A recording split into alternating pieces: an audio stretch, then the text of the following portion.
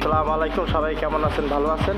তো এখন আমি আপনাদেরকে নিয়ে যাব সৌদি আরবের মাছের বাজার। হ্যাঁ ভাই, কেমন আছেন? ভালো আছেন? ভাই এটা কি মাছ? কিংফিশ ভাই, কিংফিশ। কিংফিশ, মাশাআল্লাহ অনেক বড় মাছ। এখন ভাই ক্লিয়ারেন্স অফার রাখছে ভাই। ক্লিয়ারেন্স অফার কত চলে এখন? এখন 56.90 ভাই। আচ্ছা, 56.95, মাশাআল্লাহ অনেক বড় মাছ। রাখছে 4.90 ভাই। হ্যাঁ হ্যাঁ হ্যাঁ।